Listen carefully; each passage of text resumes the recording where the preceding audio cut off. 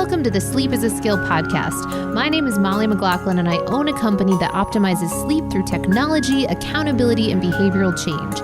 Each week, I'll be interviewing world-class experts ranging from doctors, innovators, and thought leaders to give actionable tips and strategies that you can implement to become a more skillful sleeper. Let's jump into your dose of practical sleep training.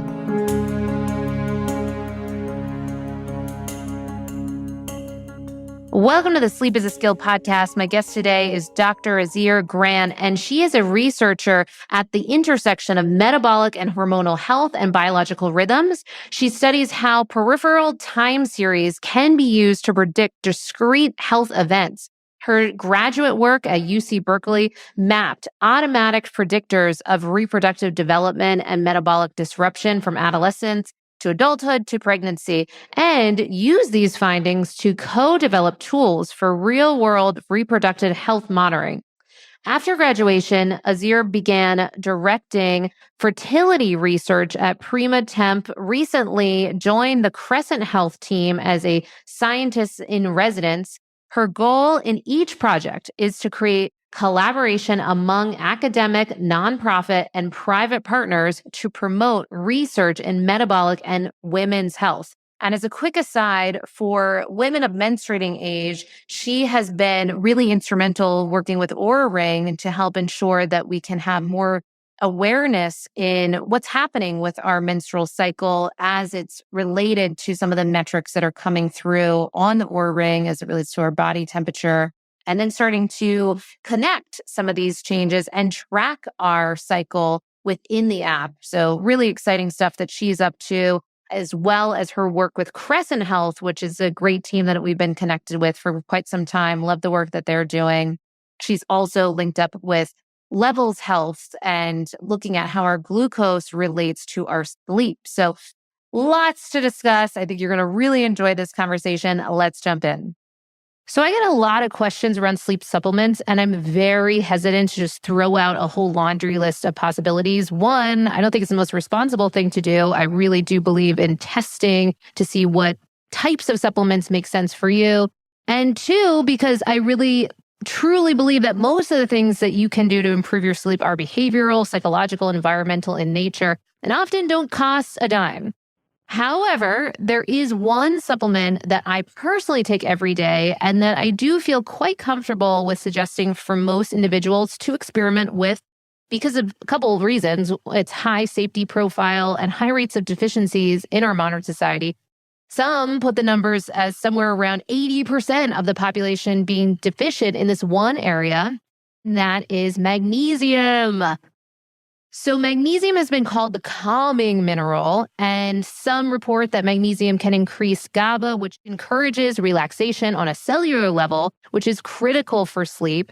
Magnesium also plays a key role in regulating our body's stress response system.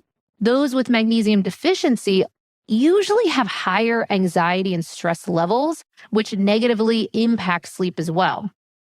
Now, before you go out and buy a magnesium supplement, it's important to understand that most magnesium products out there are either synthetic or they only have 1 to 2 forms of magnesium, when in reality, your body needs all 7 forms of this essential sleep mineral. So that's why I recommend a product from my friends over at Optimizers. They have created something called the Magnesium Breakthrough. And taking this magnesium before bed helps you relax and wake up refreshed and energized. And while we don't recommend that you go too nuts on looking at all the sleep stage classifications on all your wearables, we'll share anecdotally that many clients have reported improvements in their deep sleep trend numbers. Again, I don't want you going nuts on the sleep stage classification numbers on your wearables, but I do want to let you know about that because I know that many of you do reach out on questions of how to improve your deep sleep. So I also love that Optimizers offers free shipping on select orders, and they offer a 365-day money-back guarantee on all their products. Plus, they have a customer satisfaction rating of 99.3%. Very impressive. And you can get 10% off Magnesium Breakthrough. Again, this is the same magnesium that I use every single night. And finally, you can get 10% off Magnesium Breakthrough. Again, that's the magnesium supplement that I use every single night by going to www.mag, M-A-G, so magbreakthrough.com/sleep is a skill. And be sure to use the code sleep is a skill for 10% off. And welcome to the Sleep is a Skill podcast. I am so excited to get into this topic today. We are talking about a lot of things today with our guest, and I'm so grateful that you actually were able to take the time to, deliver your massive amount of information. I know we're starting to dive into it before we even hit record, and I knew that this is going to be one of those ones where it's going to be jam-packed with lots of actionable takeaways. So thank you for taking the time. Thank you very much. I've been listening to your podcast lately, and I'm very happy to be here among so many cool people that you've had on the show. So hopefully it won't feel like an overwhelming amount of information, and it can be pretty intuitive too. Absolutely. Oh, fantastic. Well, you are in good company. I'm so excited with your background and all the things that you've done, really pioneering to make a difference in this area of entrainment, and how many, many things that we are doing and putting ourselves in an environment in each and every day are impacting our health and well-being as it relates, of course, to our sleep. The Sleep is a Skill podcast. So from that place, I'm wondering if you can just kind of start at the beginning and share with us first how you even found yourself in this arena and how this all connects so perfectly to this world of sleep optimization. Absolutely. So I'm a physiology and biological rhythms researcher. I did my grad work at UC Berkeley in the neuroscience department, and now I'm working on the interactions between metabolism, female reproduction, and sleep largely. I got into this kind of before I knew I had gotten into it. And that was when I was little. A couple of people in my family started taking a pretty experimental form of hormone replacement for menopause. And that introduced me to the idea that there were these monthly rhythms that women had and then lost at some point, and that it might be possible to bolster or replace those later on. And so fast forward like 10 years at least, I was at Cal and I was introduced to a lab that was studying biological rhythms. And so that was everything from within the day to our daily rhythms and sleep-wake cycles to ovulatory rhythms and longer timescales. And so I was pretty fascinated with the idea that our bodies don't just change in a straight line, they change in a predictable manner. And it reminded me a lot of the way we enjoy music and things that are rhythmic and in a sensory way. And I just thought it was kind of beautiful that our bodies work this way too. And it turned out to be not just beautiful from a scientific perspective, but also really useful for how we live our lives. Wow, really interesting background. And I like that analogy to music. I haven't heard that before and quite spelled out in that way, which I think is so beautiful. And I think this is a fantastic place for us to begin to really have this episode serve as a nice guide for people to really break down all things rhythms. So if you can help be our Sherpa in that topic, that would be fantastic. How can we think about these rhythms, and why are we even talking about these as it relates to sleep? How are they connected? Guide us. Okay, I really like that. I think I will aspire to be a rhythms Sherpa someday. Yes. So I think the musical analogy really is accurate on a number of levels. So if we think about listening to a symphony, we've all probably heard this one before at this point, but we have multiple overlapping rhythms played by different instruments, and they all work together, coordinate in time to produce something that is more than the sum of its parts. And it can also fall out of rhythm in a way that is remarkably similar to the way our bodies can fall out of rhythm. So if one system or one player in the symphony gets out of tune or out of time, that actually messes with the whole. And in a similar way, when one of the systems in our body gets out of tune or out of time, be that from jet lag, sleep loss, mistimed meals, ovulatory dysfunction, and a wide range of things, that can also create chaos across our body and take a while for different systems to come back into time together. So I think the basic thesis of rhythmicity across the body is that it occurs at multiple time scales, that they all have to work together in order for us to be healthy, that they're sensitive to disruption. And then the kind of nice part at the end is that these are things that we actually experience. They're not totally invisible to us. And we can learn to tune in, pay attention to them, and then take actions that help reinforce and support our bodies at each one of these timescales. Fantastic. Okay. And then to kind of break them down further, because to your point, they can be so all encompassing. When we think about these, maybe we can even just zoom in on some of those three that we were speaking to a bit: the ultradian rhythms, circadian rhythms, and infradian rhythms. Absolutely. So if we start in the middle, because we've mostly heard of circadian rhythms nowadays, since that Nobel Prize came out, and this is a really amazing field that has gotten so much more attention lately. So circadian rhythms, circa dia, meaning about a day in length, are actually present across systems all over the body and organized by this part of the brain called the suprachiasmatic nucleus, or SCN, that you guys have talked a lot about. And the idea here is that our bodies learn to synchronize with and anticipate the day-night cycle, and that every one of the systems in our bodies pretty much has a time of day at which it can do its thing the best, and a time of day in which it needs to get out of the way, rest, recuperate, and let other systems work. So if that's circadian rhythmicity, and that's a big part of why we want to sleep well, is to support our circadian rhythms, we can also think about things that are happening a little bit faster and things that are happening a little bit slower. First, the things that happen a little bit faster are called ultradian rhythms. So ultradia, I guess it means beyond a day, but really these are things that happen about every 1 to 5 hours. And they're also present in systems all across the body. They are a little less studied than circadian rhythms, but it's also thought that they originate endogenously via coordination of systems within the brain, maybe within a place called the arcuate nucleus, which is actually pretty close to the SCN, maybe also getting some input from our key motivational system that makes dopamine in the BTA. But these rhythms are something that we can learn to tune into and feel, and we're probably already familiar with them, even if we haven't heard the name before. So a good example is our sleep cycles, about 90 minutes in length. Those are ultradian rhythms. And interestingly, it's not just our brain activity that is changing during those sleep cycles.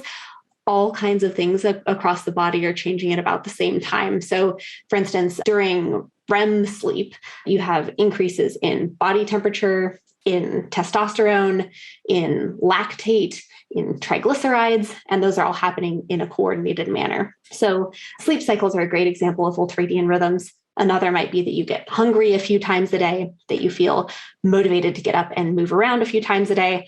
I think we kind of think about these things as maybe totally volitional, but they're actually biologically programmed too. So that's the faster side of things. And then on the slower side of things, these are ones that we'll have definitely heard of. If you have ovulatory cycles, that'll be a big one for you, about a month long.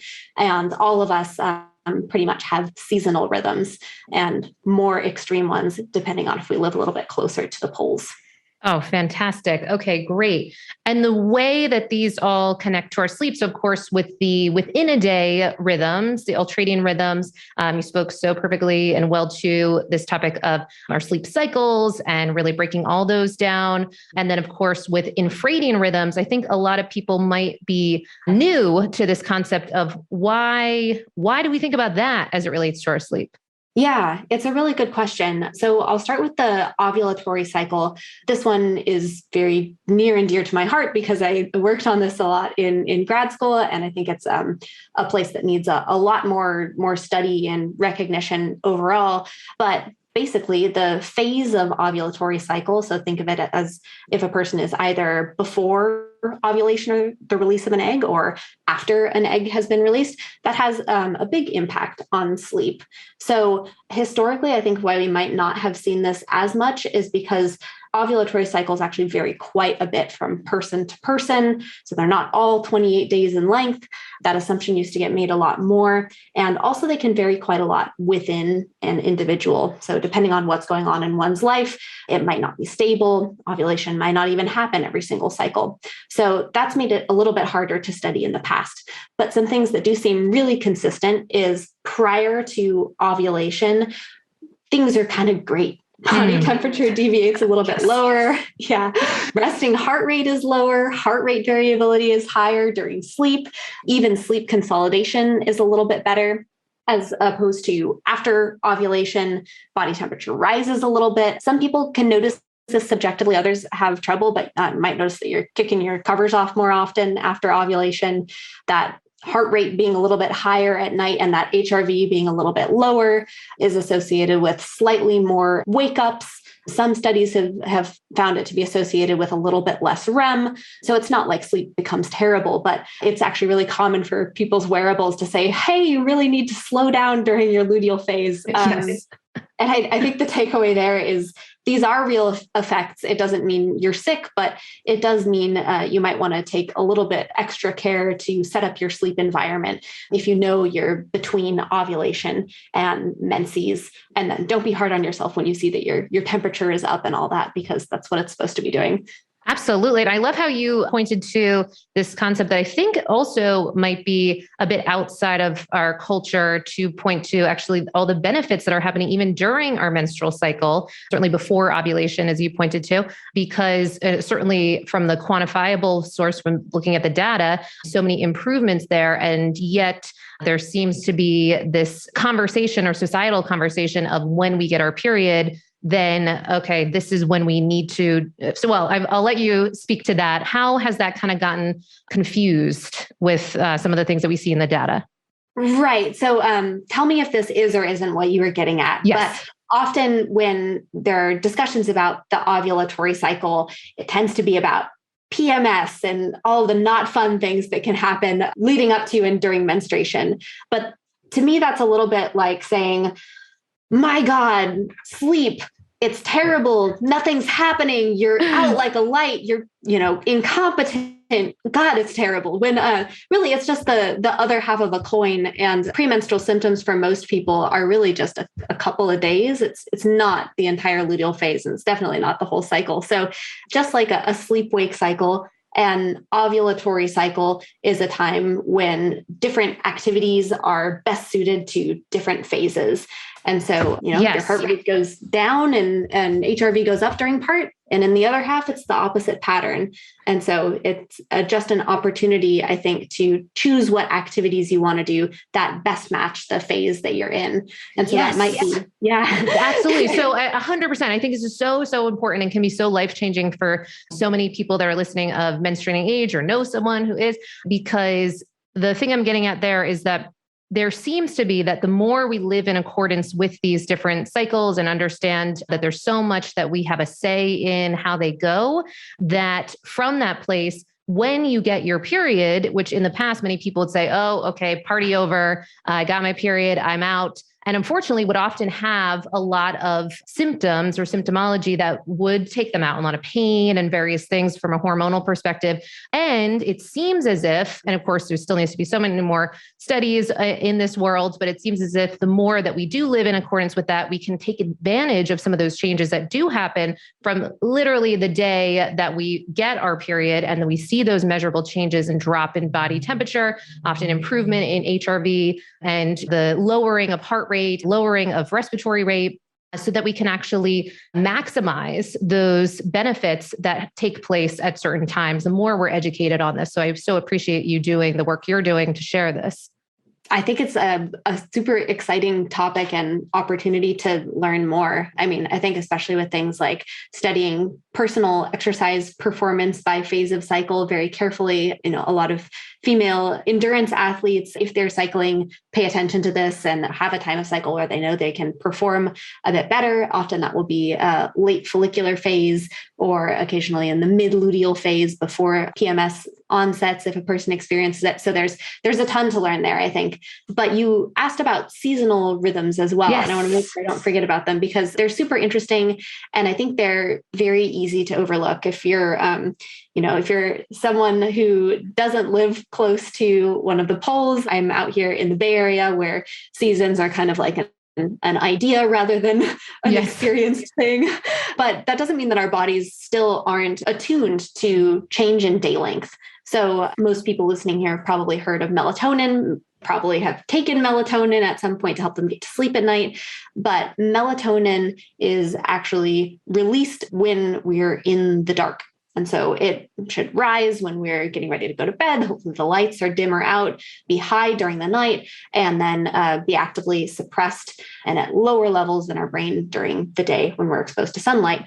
And so one of the products of this is that our brains have a nice seasonal clock built into them, because when we have longer day lengths during the summer month, we should have overall lower melatonin and a slightly lower sleep need, as opposed to the winter months. Ideally, we would be getting more dark exposure, have melatonin elevated for a longer period of time, and then actually get a little bit more sleep. So we're not bears hibernating, but this is one of those maybe lost cues that most of us living in a somewhat artificial environment aren't getting that seasonal change. Our lights are on when the sun goes down until we want to go to bed all year long. So I think living seasonally is something that's often discussed in the food world for people who, follow Alice Waters and her crowd, as far as eating seasonally, but sleeping seasonally, taking more time to do restful activities in the winter, or even just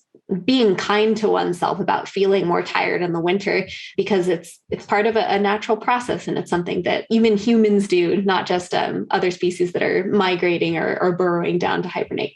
Excellent. No, thank you for touching on the seasonal component. And so from that place, if we are looking at this topic of even the seasons, are there some ways that you suggest for people to begin to manage their seasons a bit more? Sometimes people will want to fight that and bring in light boxes at particular times throughout the winter and try to shift that. Do you suggest that? Are there any kind of guides or call outs that you want to make for people as they look at really living in alignment with those rhythms? I think it's a hard question, in part because of how much we move around nowadays and how much we move now in relation to how our ancestors moved. And I think all this is annoying for us as individuals wanting to know what to do with ourselves. Yes, it's sure. very interesting from a research perspective as an opportunity to learn more. So, for instance, if a person is from a background that lived near the poles. So for instance, reindeer have very, I don't want to say poor circadian rhythms, but they're predominantly ultradian creatures, because day length is changing so much for them way up there in think like Lapland, that maybe it barely makes sense for a reindeer to be circadian, or at least their sleeping patterns would have to change tremendously across the year. And so there's this question of, if we're someone who is from a far northern region, growing up there and living there, we're probably going to show more seasonal change than someone who has a background from an equatorial zone and is living in an equatorial zone. But this is a little bit different for a lot of us who maybe have a northern ancestry, but then come and live in a more equatorial area, let alone people who, say, move up to Alaska for a few years, then move down to San Diego and vice versa. So all I'm getting with there is to say that this is something where I think each individual could think about where they're living, whether it's a predominantly seasonal or not place. How different is that from where they grew up as a kid? How different is that from where their ancestors came from? And then paying close attention to, how does it feel for this person to either live more or less seasonally? So I think a great personal experiment for everyone to do is to try turning off the lights a little bit earlier in the wintertime, to try, if you have access to it, using firelight as your source of light in the wintertime as much as you can. And for pretty much everyone to try to eat seasonally available foods in your area, because that insulin sensitivity rhythm is definitely a strong seasonal one. And then try not doing that for a year. See how you feel if you more pay attention to your circadian stability over your seasonal stability. So all that to say, I think this is one of the trickier ones, and we have a lot of room to do wearable studies at scale about people with different backgrounds and different habits and how seasonal rhythms associate with their sleep quality. But I think this is something with a little bit of dedication, or I'd say putting it on your goal list at the beginning of the year, you can learn a good deal about what works for you. Yes, absolutely. And well said. And I appreciate you kind of sifting through the nuance of this because it really, the importance, I think that one of the things that there is to leave the listener with is that it's not a cut and dry topic. And that's why certainly over here, we make the argument that sleep really has become a skill set with our modern society. There's so much for us to learn about how our behaviors and our environments impact our results with our sleep and our health. And to that point, I know you are certainly linked up with two exciting companies that are really looking to make a big difference in this whole topic. So I'm wondering if you can kind of break down a bit of how the aim of those two companies, what they're looking to do to help us make sense of all of these rhythms and all these things that we've spoken to. How can they help make this more clear?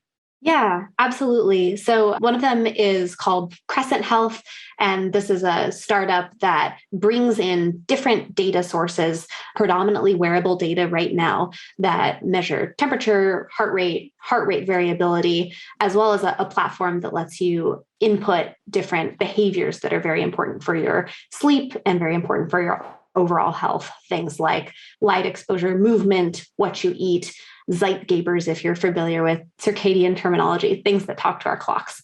So Crescent is a service that combines that wearable and manually input data coaching and dashboarding to try to work at the level of the individual to help solve specific sleep problems. So I think they're a group that is really trying to take in all of the newest information about how we look at time series from an individual perspective, and then not just apply one size fits all advice, but do a little bit more than each one of those wearables, even if they're sleep oriented, can do on their individual platforms. And then the second one is called Levels Health, which is a company that uses CGM data, continuous glucose monitor data, to help you learn how food affects your health. And I think there's actually a lot of overlap in the goals of these time series companies because they're taking something that goes beyond what has been traditional in medicine of the checkup or the quarterly blood draw, and they're giving people data that is collected very frequently, I think every 1 to 15 minutes, to both show them their biological rhythms and how their daily routines can translate into stability in life and better health. But there are also ways that you can very quickly see how an action that you take now is impacting your near future self. And so that combination, I think, is really an interesting one for behavior change, because we're not just able to ignore how something that we've just done is impacting us. You have the data right there in front of you, and then you kind of have to pay attention to it. So whether that's a blood sugar spike after you had a bowl of pasta, or whether that's your sleep data looking back at you in the morning with a kind coach and some extra annotations telling you how staying up late gave you a lot less deep sleep. Those are both kind ways to help you face and understand and embrace reality.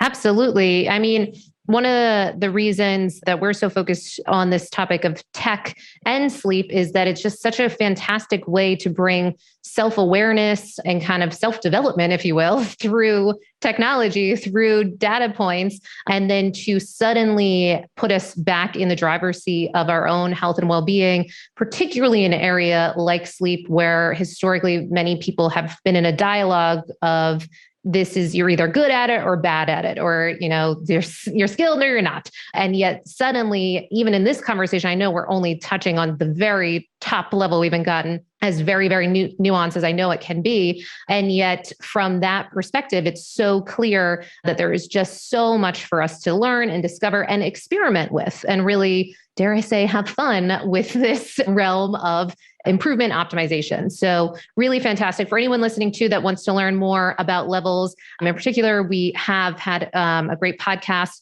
with some of the folks over at Levels and other CGMs as well. And yet Levels is doing some really incredible and exciting work in this area to really gamify this. So absolutely check that out if you do want to go a lot deeper as well. And so then for the sake of time, I'm wondering, since Crescent, this is the first time that we're speaking to Crescent on this podcast, what do you see as possible for listeners as they're hearing about this, that how could they utilize this, even for the listener that is not even tracking So they're hearing all this and maybe mind's blown of all the things that go into sleep, but maybe they want to dip their toe in the water. Is there room for them, or is this like next level kind of techies that only belong there? No, Lord, no, I hope not. Yes. So I think the really lovely thing about Crescent is that it combines all of that fancy data with really skilled, educated, kind coaches who are able to work directly with you, and they can take all of that information, analyze it, look at their dashboards, and then help you very carefully test out things that can improve your sleep. And in the process, like when you improve your sleep, you improve your entire life. So these are really people who are guiding you through how you drink your coffee. When do you exercise? How are you treating yourself? What is your relationship to how you're sleeping? Are you unnecessarily stressing yourself out? And how do you create a little bit more of a kind and objective attitude towards your sleep so that you can help it? So I think as a service, that combination of, yes, it's information rich, but it's also humanity rich is really essential to helping people who are tired and not like functioning mentally at their best, or they wouldn't need this service in the first place. So there's room for everyone. And it's actually really nice as a gateway into self-tracking. I think a lot of us see self-tracking as something that maybe only the most tech savvy people do, or the people who are wanting to get from 90 to 100 on the scale of life will do. But I think can even be like a meditative practice of learning to observe, get a little bit of dispassionate distance from the observations that we make about ourselves, and then kindly problem solve about them. And having a person to tune in with you and help you do that, I think just makes the whole process a lot easier and more successful in the end. Absolutely. Okay. And then on the flip side, on the other end of the spectrum, for the person that's listening, that they've got all the trackers, they are, maybe I've even had some people that will send me their Excel spreadsheets and they're cross-referencing different wearables and all the things. So for those individuals a bit more advanced, are there still things for them to sort of glean? Why can't they just look on their own as someone and, kind of dive through the data themselves? What can they gain from this platform? Yeah, it's a great question. I think that even very data savvy folks will often be sifting through the numbers, running their linear regressions, trying to see what causes what, and still coming away with a little bit of confusion. And I think what Crescent can bring in is the perspective of biological rhythms, because background in signal processing, in looking at the full stack of rhythms, if you will, from Ultradian, Circadian, ovulatory, and seasonal, that's something that is quite special. So for those who do have all the trackers that are tracking them every minute throughout the day, it's a smarter way of interpreting those numbers so that you're taking into account their underlying rhythmic structure in a way that is really smart, and that can make having 1440, the number of minutes in a day, times as much data every day, a lot less daunting, even for someone who's a very talented analyst and is able to put together their own dashboards. So yeah, I think there's something for everybody. Absolutely. And even for the most skilled mathematician that's diving through the data, there is so much to learn, because there is so much of this that is lifestyle dependent, as you were speaking to. And sometimes there can be some blind spots or some things that we might not have seen, or maybe don't want to admit, oh, shoot, that extra cup of coffee, that extra drink, that what have you, until it's really, hit over our head, and maybe a voice of an external person and or bringing that accountability or the gamification of that. So curious if you've seen any noteworthy kind of case studies or things that pop to mind that you've seen of people that are going through the platform, just kind of with some interesting or noteworthy takeaways. I think a lot of them tell me that people can learn a lot of the same things. Sure. And that even for really, really high powered person, it's easy for us to miss fairly simple things. So I see a lot of people learning that they really don't want to have that glass of wine in the evening, or people getting some very specific coaching on how they can adapt to a new time zone, or someone even learning how to sleep more effectively with a partner, something that's like way under discussed and really impactful for a ton of people. So I think that kind of brings it back to this idea of humans are social creatures. Our bodies operate even better when we're in a social environment. All these concepts of dyadic synchrony and living with others. And I think that makes it really important to have other people kind of keeping an eye on us, because we do have huge blind spots. No matter how technically skilled or self-aware we are, there's always someone who's going to be able to know you well and point out something that's totally obvious that you didn't see about yourself. 100%. And as I'm even saying these things, obviously I'm so preaching to the choir on just the importance of this area, because I think that for so long, this has been an area that it's just, we don't even think twice about hiring a personal trainer, hiring a nutritionist, having those extra eyeballs or guidance or support. And yet this area has been so wildly neglected. So I think this is such an exciting and important and needed intervention to start to bring about that support, dialogue, accountability, awareness, skill kind of transference, all of that, which is just so fantastic and exciting.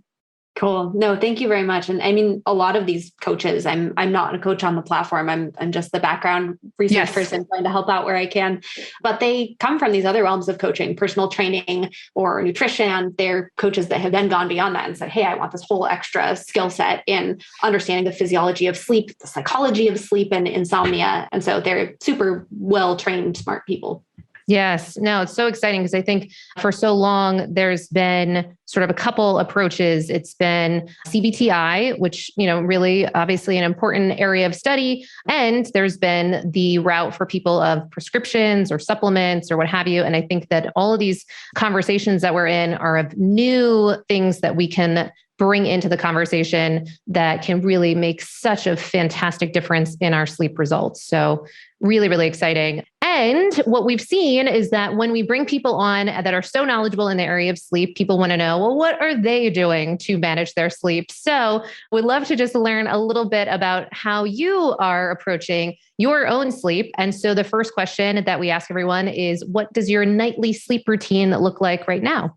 Right now, I will say the routine that I am aspiring towards that I've done for very nice. most of the past several years, but I don't want to pretend like I do this every single night. I appreciate you saying that, because a lot of people might be painting the picture of all these amazing things they're doing every single night. But the truth is sleep is dynamic and life is, changing. So thank you for saying that. And that brings in that continual improvement piece. So really great. Oh yeah, there's definitely always room for improvement. So I try to get off my computer at a reasonable hour. For me, that's like 7 or 8 p.m., although I would like it to be earlier. I usually have tea. I sleep in a room that doesn't have a whole lot of artificial light coming into it, which I feel quite lucky about. And I try to keep it a little bit cool. And I try to give myself time without my phone in the evening. So I plug it in another room as much as I can, at least half an hour before I try to go to sleep. And then this has not always been me, but nowadays I try to avoid things like melatonin, just to let my natural melatonin sensitivity and production be the predominant factor.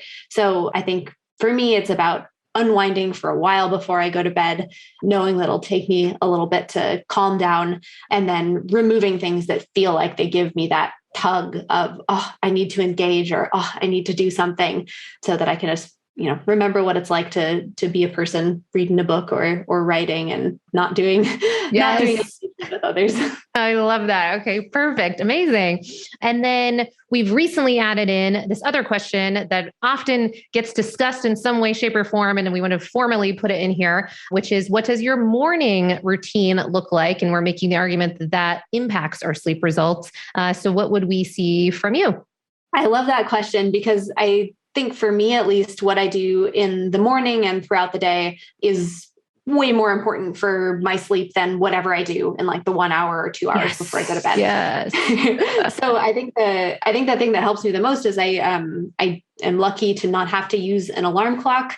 So I tend to wake up a little ways after the sun has come up, and I really try to let myself sleep in a little more when I know I need it, even if it pulls at that side of my brain that says, you should be up and doing things now. If I need to sleep, I try to give it to myself. And I drink coffee, try not to drink too much or any in the afternoon.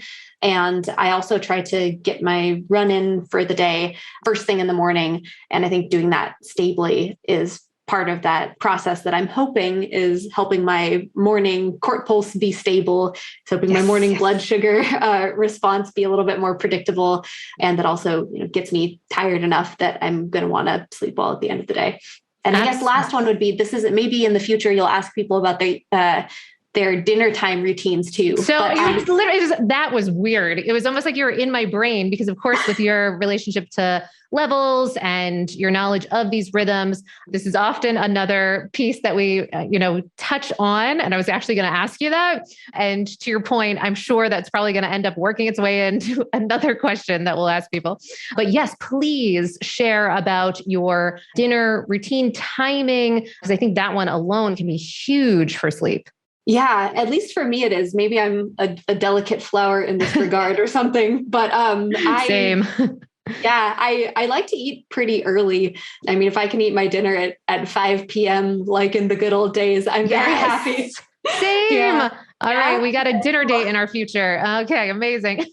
Yes, please. It can be us and the over 65s. Yes, the early bird crowd. Let's go.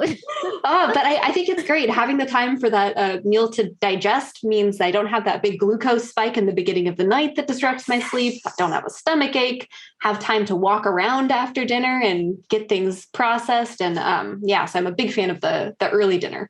Oh, fantastic. Well, while we're on the topic, I'm curious if you can share any of your insights that you might have gleaned through the rhythms that you are so knowledgeable in and what you've seen with levels around possible ways that people might want to think of. I know this is a big topic, but just even any tips or tricks around kind of breakdowns of types of food throughout the day. Because often people will say, well, what can I eat to improve my sleep? Do you have any call-outs around carbs at night or not, or types of protein or those breakdowns? Again, I know this is a big topic, but any big takeaways? To make it a big takeaway, I would say people are very different from one another. And a lot of the research in this regard has been done on populations that are in the pre-diabetic state, that have type 2 or type 1 diabetes already, or that are at least looking to lose weight. So if a person falls into one of those categories, the good news is that there is a lot of awesome information for you. We are more able to process carbs earlier in the day. So front loading carbs and then having a little bit more veggies, protein, light dinner in the evening is a general strategy that I think works pretty well across the board. But the caveat there is that if you are someone who is an endurance athlete, or you're burning a lot of calories, you're in a very active job, or you are way outside these traditional study groups, you're female, you're a little bit older, you're pregnant, you might have some more deep dives or some more particular advice that applies to you. As far as something that I think can benefit everyone, this actually comes from work with Dana Lewis in the open artificial pancreas system community. So looking at blood glucose in type 1 diabetes, but meal timing stability. So both 24-hour circadian rhythm stability overall, as well as that ultradian within a day stability. So eating your meals at the same time each day does seem to let your body train to and anticipate that they're coming and then process them a little bit better. So having your breakfast, lunch, and dinner, or your brunch and dinner at about the same times every day, and combining that with a little bit of movement is probably good for most people. Great. And for you, have you played with that? Do you find any strategies that you implement at different times, like around productivity or things that work for you as far as carbs in the morning or night or what have you? For me, it really depends on how much I'm running. I really like to run. And nice. When I do more of that, I start eating breakfast again, and I eat a lot more. If my mileage goes down and I'm not training for something long, then I usually don't need breakfast. And I have a little bit more of like a late morning through early evening intermittent fasting-ish schedule. So that's for food. For the rest of life, I definitely have times of day during which I can, do any sort of code that I have to write. That's like a good evening activity for me. Writing is usually a good morning activity for me. Talking to people, like talking to you right now, is usually a good middle of the day activity. Yes. I do feel a little bit OCD about these things sometimes, but at least for me, there are definitely times of day that are better for different kinds of mental and physical tasks. Absolutely. And I totally hear that, how that can occur as falling in the OCD category. And to your credit, and to the credit of anyone listening that is looking to leverage the knowledge that we can gain around the workability of these rhythms, that can just be this bit of a superpower that the average person isn't unfortunately aware of. We're looking to change that. But for the time being, the more we can learn about these and see, to your point around bioindividuality and how they fit into every person's individual needs and constructs, are just really, really important. So thank you for breaking that down. And so then the next question is, what could we see on your nightstand? But it could be your proverbial nightstand too, like if you're traveling, maybe apps, ambiance, things in your environment, anything to call out. Yeah, I think in this regard, I try to keep it pretty simple. So I do have the Crescent app. I like using it as well as working with them on stuff. So I have that on my phone. I do wear Garmin watch and my Oura rings and my CGM. So those are kind of things in the background. But as far as things that I pay attention to in the evening, I try to just keep it to my book, maybe a journal, and earplugs if I need it, and nothing else. Beautiful. The simplicity, I think we can learn something there. It's so important to kind of keep things simple in the evening as we wind down. So really great. And then the last question is really, when you think back on all the things that you've learned in this area of sleep and how you've managed your own sleep in your own life, what would you say has maybe made the biggest change to your sleep game, or maybe the biggest kind of aha moment that you've had around sleep and how you relate to it? This one will, I guess, understandably sound a little bit personal, but I think it wasn't until kind of well into adulthood that I learned that it was okay to sleep when I wanted to sleep, not when I thought would make me the most like societally reproductive person who can wake up at 5 a.m, or, that would adapt me to roommates or a partner. So I think owning that I know what my chronotype is and I live better when I stick to that made a huge difference for me. And obviously I feel very lucky to have that luxury that I don't have to get up at 5 a.m. for work every day, but trying to organize my life such that I can sleep as much and when I want to has made a huge difference for me. Now that will probably all go out the window when I have kids at some point, but for now, yes, absolutely.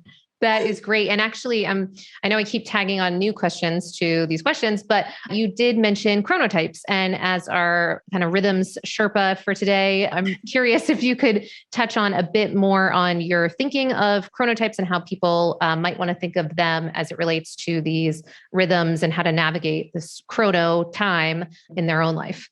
Yeah. So chronotype is a really fascinating concept governed by both whether our internal circadian clock is running a little bit faster than a day, helping us get up earlier and earlier and being a morning person, or running a little slower than a day, having us get up a little bit later and later and have a night tendency. I think it's something that most of us feel intuitively, that we know about ourselves, whether we're morningness or eveningness, or most of us fall somewhere in between.